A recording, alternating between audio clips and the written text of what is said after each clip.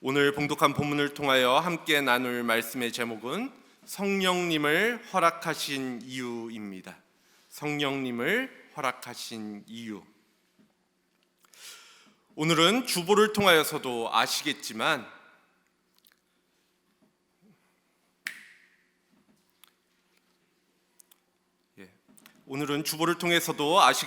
성령 강림 주일입니다.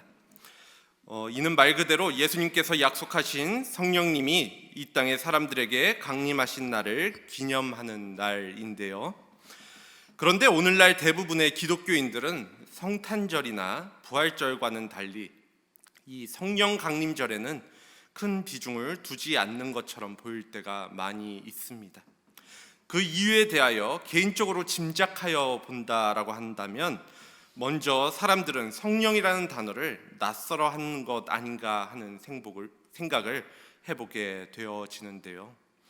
정확히는 예수님의 부활 승천 이후 우리는 성령의 시대를 살아가고 있다 이야기하며 교회에서 자주 들은 탓에 성령이라는 단어가 익숙하기는 하지만 그것을 일상생활에서 실질적으로 잘 경험하지 못하기 때문에 성령이라는 단어를 들을 때, 성령이라는 말을 듣게 되면 뭔가 특별한 현상적인 것이라고 느낄 때가 많기 때문이라는 것입니다. 즉, 성령이라는 단어를 우리가 많이 들어왔음에도 불구하고 이를 경험하거나 받아들이는 것에 있어서 어떠한 성령의 체험들, 드라마틱하고 종교적인 현상에 대한 것으로 받아들여지기 때문에 나와는 거리가 멀게 느껴질 때가 많이 있다라는 것이죠. 그리고 그러한 현상들로만 성령님을 특정하여 받아들이다 보니까 우리 모두에게 함께 하시는 성령님을 잊고 살아갈 때도 많이 있고, 또 내게 어떤 종교적 특별한 현상으로 다가오지 않는 성령님을 바라보면서 우리에게 왜 성령님은 계시지 않는 것인지, 또 계시다면 왜 나에게 잘 드러나 보이시지는 않게 느껴지는 것인지, 무엇을 위해 우리에게 임하고 계신다라는 것인지 하는 질문에 쉽게 대답하지 못할 때가 많은 것도 사실이죠. 그렇게 오늘 우리는 성령 강림 주일을 맞아 본문을 통하여서 성령님이 임재하실 때 나타난 일들과 또 베드로의 이야기를 통하여 우리가 생각해 볼 메시지, 특별히 성령님을 우리에게 허락하신 이유는 무엇인지에 대해서 함께 나누는 시간을 갖길 원합니다. 먼저 성령 강림과 가장 관련이 깊은 성경 구절이 오늘 본문 구절인 사도행전 2장인데요. 사도행전 저자인 누가는 성령님이 오신 때와 장소에 대하여 오늘 말씀 1절에서 간략하게 설명하고 있습니다. 그것은 오순절 날이 이른 때에 예수님의 제자들 뿐만 아니라 1장 15절에 언급된 120여 명의 이들이 다 같이 한 곳에 모였고 그곳에 성령이 임하였다라는 것입니다. 여기서 같이라고 번역된 헬라어 단어는 한 마음을 품고라는 의미를 갖고 있습니다. 같이라는 표현이 한 마음을 품고라는 의미를 갖고 있다라는 것입니다. 그러니까 여기서 강조하는 것은 성도들이 한 장소에 모여 있었다라는 것도 중요하지만 그보다 더 중요한 사실은 그들이 모두 같은 장소에서 한 마음을 품고 함께하고 있었다라는 것이지요. 그리고 그들이 품었던 한 마음이란 예수님께서 하늘로 올라가시면서 승천하시면서 약속하신 성령님을 기다리며 사모하는 마음이었습니다. 사도행전 1장 4절 말씀입니다. 사도들과 함께 모이사 그들에게 분부하여 이르시되 예루살렘을 떠나지 말고 내게서 들은 바 아버지께서 약속하신 것을 기다리라. 이 아버지께서 약속하신 것이 바로 성령님이지요. 예수님께서는 요한복음 14장 16절에서 17절 말씀 가운데 내가 아버지께 구하겠으니 그가 또 다른 보혜사를 너희에게 주사 영원토록 너희와 함께 있게 하리니 그는 진리의 영이라. 세상은 능히 그를 받지 못하나니 이는 그를 보지도 못하고 알지도 못함이라. 그러나 너희는 그를 아나니 그는 너희와 함께 거하심이요 또 너희 속에 계시겠음이라 라고 말씀을 하시는 장면이 나옵니다. 유대인들의 명절인 오순절을 맞이하여 전 세계에서 온 유대인들로 예루살렘 거리는 차고 또 넘쳤지만 또 북적거렸지만 주님의 말씀을 따라 성령님을 기대하고 기다리던 또 기도하던 사람들은 120여 명의 제자들 또 사람들 뿐이었습니다. 그렇게 기다리며 기도하던 그들에게 성령님께서 내려오신 것이죠. 우리도 지금 이 자리에 이렇게 함께 모여서 예배드리고 있지만 중요한 것은 모인 우리가 한 마음을 품고 함께 기도하고 찬양하며 예배드리는 것입니다. 이처럼 전심으로 한 마음으로 기도하는 곳에 정말 그들이 기다리던 또 기대하던 성령님이 오셨다라는 것을 잊지 말아야 한다라는 것이지요. 다시 말씀드려 우리가 이렇게 나와서 같은 장소에 있지만 우리의 마음이 다 뿔뿔이 흩어져 있고 각자 지금 다른 생각을 하고 있고 다른 목표로 나아가고 있다라고 한다면 이 모임은, 이 공동체는 아무것도 아닌 그냥 사람들의 모임이 될 뿐이라는 것입니다. 그러한 의미에서 우리는 모일 때마다, 우리가 하나의 공동체로 모일 때마다 한 마음으로 간절히 하나님을 바라봄으로 성령님의 역사를 늘 체험하는 그러한 교회가 될 수 있어야 합니다. 오늘 본문 가운데 성령님께서는 이들이 한 마음으로 간절히 모였을 때 그들에게 임재하셨는데요. 제가 앞서 우리는 성령이라는 단어를 많이 들어왔지만 그 단어에 대해서는 익숙해 있지만 이를 잘 표현하기 어려워한다라고 말씀드렸습니다. 왜냐하면 이를 정의할 방법이 막상 잘 떠오르지 않기 때문이죠. 그런데 오늘 본문 속에서 성령님은 너무나도 놀랍고 또 특이한 방식으로 제자들에게 임하시는 것을 우리는 확인할 수 있습니다. 그래서 그곳에 모여 한 마음으로 기도하던 사람들은 예수님이 약속하신 바로 그 성령님이 우리에게 오셨다라는 사실을 확실하게 알 수 있었죠. 오늘 본문 2절 3절 말씀인데요. 호련히 하늘로부터 급하고 강한 바람 같은 소리가 있어 그들이 앉은 온 집에 가득하며 마치 불의 혀처럼 갈라지는 것들이 그들에게 보여 각 사람 위에 하나씩 임하여 있더니, 사실 성령님이 우리에게 임하셔도 우리는 볼 수 없는 것이 당연합니다. 단지 우리에게 나타나는 성령 충만한 현상들을 통해서 성령님이 우리에게 임하셨구나, 성령님이 임하셔서 우리가 그 일을 행할 수 있었구나 하는 것을 알 수 있는 경우가 대부분이지요. 소위 은사장이라고 하는 고린도전서 12장을 보아도 각 사람에게 성령을 나타내심이라고 은사를 표현하는 모습이 나타납니다. 즉 성령님이 나타나시는 것이 아니라 성령이 역사하시는 것이, 성령님이 우리를 통해서 그 능력을 부어주심으로 일하시는 것이 성령의 능력으로 나타나게 되어진다라는 것입니다. 그런데 특별히 오순절에 성령님이 오셨을 때는 귀로도 들을 수 있고 눈으로도 볼 수 있는 모습으로 오셨습니다. 물론 이후로도 계속해서 성령님은 이러한 식으로 오신 것은 아닙니다. 하지만 이때만큼은 예수님이 말씀하신 그 보혜사 성령님께서 확실히 오신 것을 알 수 있도록 성령께서 청각적으로 또 시각적으로 듣고 또 볼 수 있도록 임하셨다라는 것입니다. 이에 대해서 살펴보면 먼저 그곳에 모인 성도들은 성령님이 임하시는 소리를 듣게 되어지는데요. 그것을 오늘 성경은 급하고 강한 바람 같은 소리였다라고 기록하고 있습니다. 진짜 바람이 불었다라는 의미가 아니라 바람 같은 소리가 들렸다라는 것입니다. 또 성령님은 바람과 같이 오셨을 뿐만 아니라 또한 불과 같이 오셨습니다. 이건 역시 진짜 불이 임했다라는 의미는 아닙니다.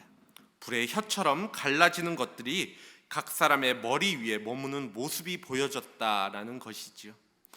이 장면은 성령님께서 각 사람에게 임하시는 장면을 묘사하고 있습니다. 이는 곧 성령님께서 한 사람 한 사람에게 빠짐없이 임하셨다라는 것인데, 각 사람에게 각기 다른 성령이 따로따로 임하신 것이 아니라 한 분이신 성령님께서 거기 있는 사람 한 사람에게 각각 임하셨다라는 것을 의미하고 있다라는 것이지요. 이렇게 성령님께서는 각 사람에게 임하신 후에 그들은 모두 성령으로 충만하게 되어 성령님이 시키시는 대로 각 방언으로 이야기하기 시작합니다. 각각의 방언으로 말하기 시작하지요. 앞서 말씀드린 바람같이 또 불의 혀와 같이 임한 성령님은 외부의 현상적인 측면이지만 성령이 충만하게 되어서 각 방언으로 말하기 시작한 것은 각 사람의 측면에서의 이야기입니다. 여기서 성령이 충만하다라는 말은 그들의 인격도 또 감정도 모든 성령으로 가득 차여지고 성령의 지배를 받는다라는 것을 의미하여지는데요. 에베소서 5장을 보면 술 취하지 말라라고 하면서 성령의 충만함을 받으라고 이야기하는 장면이 나옵니다. 즉, 술 마시고 취하면 사람이 알코올의 지배를 받아서 몸을 가누지도 못하고 정신도 오락가락하는 것처럼 반대로 성령의 충만함, 즉 성령의 지배를 받게 되면 그 지배를 받게 되어지면 성령님이 이끄시는 대로 우리는 살아갈 수 있게 되어지는 그 힘을 얻게 되어진다라는 것입니다. 또 그들이 성령 충만해짐을 통해서 보여주는 모습은 그들이 성령님께서 말하게 하심을 따라 말하기를 시작했다라는 것입니다. 성령님이 말하게 하신 것이 여기서는 다른 언어들로 말하게 되었다라고 이야기를 하고 있는데요. 당시 오순절을 맞아서 각 나라에 흩어졌던 수많은 유대인들이 유대 땅 예루살렘 성전을 찾은 때였는데 각 나라의 온 유대인들은 성령을 받은 사람들이 자신들의 언어로 말하는 소리를 듣게 되는 놀라운 사건을 경험하게 되어집니다. 완전히 다른, 그러니까 우리가 인간이 사용하는 언어 중에 자신들이 익숙했던 단어가 아닌 다른 말을 사용하고 있는 모습을 경험하게 되어지는 것이죠. 그런데 여기서 당시 유대인들이 놀라워했던 것은 단순히 다른 나라의 언어를 그들이 사용했기 때문이 아닙니다. 언어는 배우면 되는 것이죠. 그러면 그것은 특별한 현상이 아니게 됩니다. 하지만 그들이 정말 놀랍게 생각했던 것은 자신들의 언어로 말하는, 각기 다른 언어로 말하는 사람들이 갈릴리의 사람들, 갈릴리 촌 사람들, 그 출신의 사람들이었기 때문입니다. 당시 사람들은 갈릴리 사람들이 아무런 교육을 받지 못한 사람들, 다시 말해서 유식하지 않고 또 다른 언어를 배워볼 기회조차 없었던 그러한 촌동네 사람들이라는 선입견을 가지고 있었습니다. 갈릴리 사람들은 말할 때 발음도 우물거리고 또 말끝도 흐리는 경우도 많이 있었다라고 하는데요. 그래서 예루살렘 사람들은 갈릴리 사람들에 대하여 어리숙하다, 세련되지 못하다, 전형적인 많이 배우지 못한 티가 나는 사람이라는 선입견이 있었다라는 것입니다. 이것은 마치 미국에서 오랜 기간 생활을 했던 사람들, 그래서 그 자녀들 2세, 3세로 자랐던 사람들이 한국에 와서 영어라고는 하나도 관련 없어 보이는 동네 사람들이 갑자기 영어로 말하는 일을 경험하게 된 것과 같습니다. 그렇게 예루살렘의 사람들은 이들이 방언을 말할 때 당황하는 반응을 보이고 또 그들이 말하는 다른 나라의 언어들을 이해하지 못하는 사람들은, 그 언어조차도 이해하지 못했던 사람들은 그들을 조롱하고 말 그대로 그들이 술에 취했다고, 그래서 알아듣지도 못하는 말 그대로 꼬부랑말을 하는 것이라고 생각했던 것이지요. 하지만 11절을 보면 타국에서 온 유대인들은 모두 성령을 받고 그 충만한 가운데 방언을 이야기하는 사람들을 통하여서 하나님의 큰 일을 말함을 듣는다고, 하나님의 큰 일에 대하여 말하고 있음을 들었다고 이야기합니다. 이렇게 오순절에 성령님의 충만한 임재를 통하여 세계 각처에서 온 많은 사람들은 하나님의 진리를 듣게 되었습니다. 여기서 하나님의 큰 일은 예수 그리스도를 통하여 하나님이 이루신 구원의 사역을 이야기하는데요. 즉 그것은 복음이었습니다. 복음을 듣게 되었다라는 것이죠. 성령님의 강림과 그 성령의 충만하여짐으로 나타나는 모습은 하나님의 큰 일을 말하는 것, 즉 복음을 전하는 일에 있었다라는 것입니다. 사실 오늘 말씀에서 이전까지 우리가 일반적으로 주목해 온 것은 앞절의 부분이었습니다. 전반 부분이었죠. 성령님이 기도하는 많은 사람들 가운데 정말 드라마틱하게 임하시고 그들이 은혜를 받아 방언을 말했다는 것, 그것에 많은 초점을 두고 이야기했던 것이 사실입니다. 물론 이 사건은 굉장히 중요한 의미를 가지는 일입니다. 바로 그러한 일들을 통해서 바로 거기서 교회가 시작되었으니까 말입니다. 하지만 이 사건의 의미는 아직 드러나고 있지 않습니다. 성령님께서 바람과 같이 또 불의 혀와 같이 갈라지는 압도적인 모습으로 임재하신 것이나 제자들이 성령님께서 시키는 대로 그대로 방언, 즉 외국어를 말해서 그들이 하는 말을 여러 나라에서 온 사람들이 알아들을 수 있었던 것은 1차적으로 겉으로 드러난 현상들이었다라는 것이죠. 오히려 그 현상들이 가지는 의미는 지금부터 베드로가 하는 설교를 통해서 드러나게 되어지는데요. 이는 성령님이 그들에게 오신 이유하고도 맞물려져 있습니다. 베드로는 11사도와 더불어 일어나 방언을 말하는 사람들의 모습을 보며 새 술에 취했다라고 생각하는 사람들을 향하여 성령의 능력에 힘입어 하나님의 말씀을 선포하기 시작합니다. 본문 14절, 15절 말씀입니다. 베드로가 11사도와 함께 서서 소리를 높여 이르되 유대인들과 예루살렘에 사는 모든 사람들아, 이 일을 너희로 알게 할 것이니 내 말에 귀를 기울이라. 때가 제3시니 너희 생각과 같이 이 사람들이 취한 것이 아니라. 성령을 받은 베드로가 일어나 행한 첫 번째 설교는 자신의 생각이 아니라 성령님의 감동을 받아 선포한 하나님의 말씀이었습니다. 그래서 그는 자신의 어떠한 개인적인 일을 이야기하는 것이 아니라 그 설교에서 성령님이 임하신 사건을 설명하게 되어지는데요. 먼저 베드로는 사람들의 오해를 풀어주겠다라고 이야기를 합니다. 그러면서 사람들에게 가장 먼저 상기시킨 것이 바로 그때가 바로 제3시, 그러니까 지금의 우리의 시간으로 이야기하면 오전 9시라는 것이었습니다. 실상 오전 9시에 술을 취한 사람을 찾기는 어렵지요. 더군다나 120여 명의 대규모의 사람들이 동일하게 그 이른 아침에 술에 취한 모습을 보인다라는 것은 불가능한 일이라는 것이지요. 즉 너희들이 술에 취해서 주정되는 것 아니냐라고 조롱하는 사람들에게 베드로는 성령 강림을 통해서 각 나라의 말로 방언을 하는 모습은 결코 술에 취해서 그러는 것이 아니라고 변론하고 있는 것입니다. 그리고 이어서 베드로는 이러한 모습은 오히려 구약의 요엘서의 말씀, 요엘서 2장 28절 이하의 말씀을 인용하면서 그 예언이 성취된 것이라고 이야기하며 자신들에게 일어난 이 이해되지 않는 이 놀라운 현상들을 설명합니다. 즉 오늘 성령 강림으로 일어난 성령 충만한 성도들이 하나님의 큰 일을 다른 나라의 말로 선포하는 놀라운 현상은 하나님께서 모든 사람들에게 그 영을 부어주시리라는 요엘서의 예언이 성취된 것임을 이야기하고자 한 것이죠.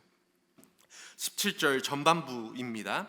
하나님이 말씀하시기를 말세에 내가 내 영을 모든 육체에 부어주리니. 요엘서는 그 후에라고 기록되어 있는데 오늘 사도행전에서는 말세라는 표현을 사용하고 있습니다. 여기서 요엘서가 말하고 있는 그 후에라는 것이 약속하신 메시아가 오신 후에라는 의미입니다. 메시아이신 예수님은 인간의 몸으로 오셔서 십자가에 못 박혀 죽으시고 또 부활하시고 승천하심으로써 하나님의 구원의 사역을 완성하셨습니다. 그렇기에 요엘서의 그 후에와 오늘 본문에 나오는 17절의 말세라는 말은 메시아가 그의 사역을 완성하신 후에라는 의미입니다. 하나님의 영이, 즉 성령님이 모든 육체에 부어지는 것이 말세에 일어나는 일입니다. 이 일이 오순절 성령 강림 사건을 통해서 일어났고 이 일은 그 이후로는 성령의 시대를 살아가고 있다라는 증거가 되어지고 있습니다. 다시 말씀드려서 그리스도의 승천과 재림 사이에 걸쳐 있는, 즉 예수님의 승천 이후에 우리를 포함하여 지금까지 시대를 살아가는 그 마지막 때를 살아가는 사람들은 성령의 사역이 활발한 성령의 시대를 살아가고 있다라는 것입니다. 이를 우리가 느끼고 또 경험하고 살아가느냐, 그렇지 않고 살아가느냐, 그 개인의 차이와 문제가 있을 뿐 분명한 것은 지금도 우리는 성령의 시대 가운데 살아가고 있다라는 것이지요.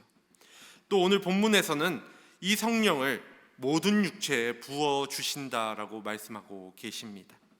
이는 곧 성령님은 인간의 몸을 입고 태어난 모든 사람들에게 임하신다라는 것이죠. 성령 강림 사건 이전까지의 모습을 살펴보면 성령을 받은 사람들은 하나님이 선택하신 사사나 제사장 또 예언자들과 같이 특정한 사람들이었습니다. 그러나 말세, 즉 예수님께서 죽으시고 부활하시고 승천하신 그 이후에는, 또 오순절에 성령님이 임하시고 난 그 이후에는 하나님의 영이 주님 앞에 나와 주의 이름을 부르는 모든 사람들에게 임하게 된다라는 것이죠. 이것은 정말로 놀라운 이야기입니다. 이는 곧 누구든지 회개하고 전심으로 주님 앞에 나오는 모든 사람들에게 성령님이 주어진다라는 것을 의미하고 있기 때문입니다. 즉 겉으로 드러나는 외형을 따지지 않는다라는 말씀입니다. 그 근거를 따지지 않고 누구든지입니다.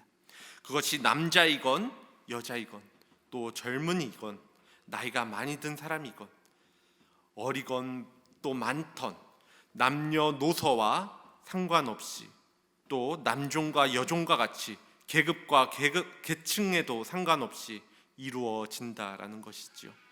다만 유일한 한 가지 조건은 회개하고 주님 앞에 나오는 것입니다. 이렇게 성령을 받은 사람들은 17절, 18절까지의 말씀처럼 누구든지 예언을 하고 환상을 보며 꿈을 꾸는 자들이 되어집니다. 여기서 예언, 환상, 꿈 등으로 표현되어서 그 표현들은 나뉘어지고 있지만 이를 예언이라는 큰 틀로서 이해할 수 있는데요.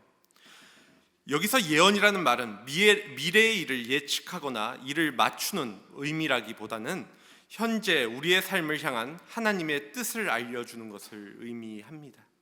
즉 지금 세상이 어떻게 돌아가고 있는지 하나님의 눈으로 볼 때 지금 어떤 일이 벌어지고 있는지를 깨닫고 전할 수 있게 되어지는 그러한 것을 얻게 되어진다라는 것이지요. 또 하나님을 아는 지식을 온 세계에 전하는 것 역시 예언의 한 영역이기도 합니다. 사도행전 1장 8절 말씀입니다. 오직 성령이 너희에게 임하시면 너희가 권능을 받고 예루살렘과 온 유대와 사마리아와 땅끝까지 이르러 내 증인이 되리라 하시니라. 모든 사람으로 증인이 되라는 말씀의 근간에는 성령님에 의해서 이해하고 더 깊이 알게 된 하나님에 대하여 전해야 하는 우리의 사명이 담겨져 있습니다. 이어서 베드로는 19절 20절 말씀을 통하여서 요엘서를 더 인용하고 말씀합니다. 19절 20절 말씀인데요. 또 내가 위로 하늘에서는 기사를 아래로 땅에서는 징조를 베풀리니 곧 피와 불과 연기로다. 주의 크고 영화로운 날이 이르기 전에 해가 변하여 어두워지고 달이 변하여 피가 되리라. 오늘 이 예언은 마지막 때에 대한 상황들을 표현한 말씀입니다.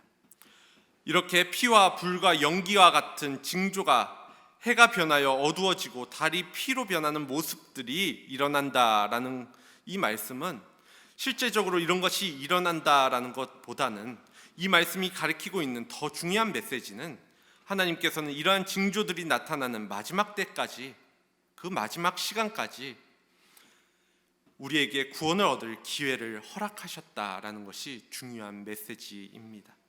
21절 말씀입니다. 누구든지 주의 이름을 부르는 자는 구원을 받으리라 하였느니라. 누구든지 주의 이름을 부르는 자는 구원을 받으리라 하였느니라. 누구든지입니다. 앞서 말씀드렸다시피 남자든 여자든 나이가 많건 적건 또 그 계급이나 사회적 지위가 어떻든 그 어떤 인간적인 조건도 상관이 없습니다. 오직 한 가지 조건을 말씀드리자면 주님의 이름을 부르는 자면 됩니다. 자신의 죄를 깨닫고 회개하며 예수 그리스도를 주로 시인하고 그분을 인정하고 받아들이는 사람은 누구나 구원을 받게 된다라는 것입니다. 오늘 우리는 사도행전 2장 21절까지만 읽었는데 그 뒤로 36절까지 베드로의 설교가 이어지고 41절을 보면 베드로의 설교를 들은 사람들 가운데 3,000명이 넘는 많은 사람들이 예수님을 믿고 침례를 받아 기독교인이 되었다라고 기록하고 있습니다. 아시겠지만 이러한 이야기를 전한 베드로는 누구나 인정할 만한 뛰어난 사람이 아니었습니다. 그 과거를 보면 그것을 감당할 만한 사람이 아니었다라는 것이죠. 실상은 예수님을 3번이나 부인했던 겁 많은 사람이었습니다. 그런데 성령을 받은 후의 모습은 180도 달라져서 담대히 사람들 앞에서 예수 그리스도를 변론하고 예수님을 전하는 사람으로 바뀌게 됨을 우리는 확인할 수 있습니다. 즉 이러한 그의 변화는 성령을 받기 전과 후로 극명하게 나누어져 있다라는 것이지요. 성령님이 우리에게 임하시면 우리에게 능력이 생기는데 그 능력이란 그리스도를 증거하는 증인으로서의 삶을 살아가는 능력, 즉 복음을 전하며 살아가는 능력을 허락하여 주신다라는 것을 의미합니다. 이전까지의 내가 내성적인 사람이건 외향적인 사람이건 그러한 것들과는 관계가 없습니다. 예수님을 믿고 성령님이 함께 하실 때 나타나는 현상이 다른 사람에게 복음을 전하고 싶어하는 마음이 떠나지 않는다라는 것에 있다라는 것이죠. 왜냐하면 그것이 진리이기에 성령님이 내 안에서 끊임없이 외치시는 말씀이기 때문에 그것을 전하지 않고는 내가 못 배기게 되는 것이죠. 오늘 우리가 예수님의 부활 승천하신 이후에 허락하신 성령의 시대를 살아가고 있다라는 것을 믿으신다라면 우리는 우리가 예수님을 믿고 주라 시인하며 고백함으로 우리 안에 허락하여 주신 성령을 충만하게 경험하고 느끼며 살아가는지 질문해 볼 수 있어야 합니다. 내가 계속해서 성령님과 함께 살아가고 있는 것인지 질문해 볼 수 있어야 한다라는 것이지요. 예수님을 믿고 주라 시인하며 고백하는 자들에게 성령을 허락하여 주신다 말씀하셨으니 이는 곧 믿음이 있는 자는 성령을 받은 자라는 의미이기도 합니다. 그리고 그 성령을 주신 이유는 우리가 믿음이 더욱 단단해지고 그 확신을 통하여서 복음을 전하게 하기 위해서임을 기억하실 수 있기를 원합니다. 말씀을 정리합니다. 오늘 우리는 성령 강림 주일을 맞아 예수님의 명령에 따라 함께 기도하며 기다렸던 모든 이들에게 성령님이 임했던 사건을 함께 바라보았습니다. 앞서 본문 1절 4절 말씀을 통하여 성령을 받을 때의 신비한 모습들을 말씀드렸지만 그것보다 정말 중요한 것은 성령님이 임할 때 나타나는 초자연적인 현상보다 성령님을 통하여 11절에 하나님의 큰 일을 말함과 동시에 주의 이름을 부르는 자에게 있을 구원이 있음을 전함에 있습니다. 그것이 성령님을 받은 자들에게 중요한 것이라는 것이죠. 고린도전서 12장 7절 말씀입니다. 각 사람에게 성령을 나타내심은 유익하게 하려 함이라. 우리 믿는 자들에게 하나님께서 성령을 주시는 이유는 많이 있겠지만 그 중심에는 하나님의 일을 하는 데 있어서 유익하게 함이 있기 때문이라는 것입니다. 하나님의 일, 그것은 반복하여 말씀드리지만 하나님을 전하고 복음을 전하는 일입니다. 그 일에 유익함을 주기 위해서 성령님을 우리에게 허락하셨습니다. 우리가 복음의 말씀을 증거하면 성령님이 역사하셔서 하나님이 택한 자의 영혼을 그 영혼이 죄를 깨닫고 의를 깨닫고 심판을 깨닫게 하시고 그들이 회개해서 예수님을 나의 구세주요 구원자로 믿게 하시는 것이지요. 많은 사람들이 현대의 교회들을 바라보며 비판적인 시각들이 있는 것도 사실입니다. 많은 뉴스와 또 매체들을 통하여서 교계의 리더들 또 많은 사람들이 믿는다라는 사람들이 부정과 부패를 저지르고 또 성적인 타락 등 많은 어려움들을 겪고 있는 것들을 보게 됩니다. 그래서 이 세상에서 교회의 영향력은 떨어지고 있다라고 이야기하는 사람들도 많이 있습니다. 이는 부정할 수 없는 사실이기도 합니다. 그러한 비판에 대하여 교회 역시도 돌아볼 수 있어야 합니다. 우리가 정말 한 마음을 가지고 주님이 바라보고 또 우리 개개인도 정말 믿음을 굳건히 가지고 있는 상태인지, 또 그로 인하여 우리 개개인이 또 우리 교회가 성령 충만한 가운데 있는지 말입니다. 정말 우리 스스로 성령의 진정한 능력을 기대하고 소망하고 있는지부터 점검해 볼 수 있어야 합니다. 그 능력에 힘입어서 내가 복음을 전하는 일에, 내가 그 그리스도인으로서의 삶을 살아가는 일에 정말 최선을 다하고 있는 것인지 점검해 볼 수 있어야 하는 것이죠. 이 자리에 모이신 분들이 회개하고 예수 그리스도를 믿고 계시다라고 한다면 그것은 분명한 성령님의 역사입니다. 그것이 여러분들이 똑똑해서 또는 착한 일을 많이 해서 혹은 스스로 알아서 믿는 것과 같이 자유의지의 결과가 아니라 그 일은 성령님께서 임재하셨기에 가능한 일이라는 것입니다. 그것은 하나님이 영원 전부터 택하신 은혜이고 예수님이 속죄하신 은혜이며 성령님이 깨닫게 하신 놀랍고도 영원하신 은혜와 사랑입니다. 이 사실을 바르게 믿으시고 깨달을 수 있기를 원합니다. 앞서 성령님이 강림하신 목적은 바로 하나님이 택한 자들에게 역사하셔서 구원을 적용하고 그들을 구원하고자 하는 것, 또 하나님의 일을 하는데 유익하게 함이라고 말씀드렸습니다. 이러한 성령님은 오순절 성령 강림 사건 이후로 모든 믿는 자의 영혼 속에 영원히 거하게 되십니다. 요한복음 14장 16절 말씀인데요, 내가 아버지께 구하겠으니 그가 또 다른 보혜사를 너희에게 주사 영원토록 너희와 함께 있게 하시리라. 성령님은 예수님을 믿는 우리 안에 거하시고 영원토록 우리와 함께 계십니다. 그렇기 때문에 이미 믿음이 있는 분이라면, 내가 예수님을 주라 시인하고 고백하고 믿음 가운데 나아가신 분이라면 나에게 성령을 보내달라고 하는 기도는 옳지 않습니다.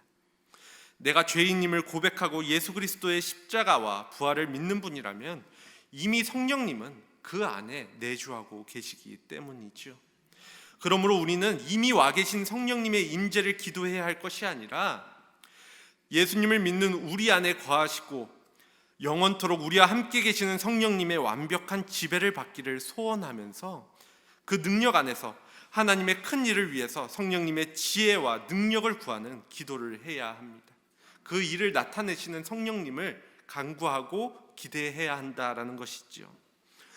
이제 우리는 하나님의 일을 하는데 필요한 도구로서 우리를 부르시고 성령님을 우리에게 허락하셨음을, 하나님의 나라를 확장하고 복음을 전하는 일을 위해서 또 잃어버린 자를 구원하시기 위해서 성령님을 우리에게 보내셨음을 기억하시고, 이를 위해 성령님의 충만한 역사하심 가운데 그 능력에 의지하여 그 일을 감당하고 또 살아갈 수 있는, 우리 하루하루의 그리스도인의 삶을 살아갈 수 있는 한사랑교회 공동체 모두가 되어지기를 간절히 소원합니다.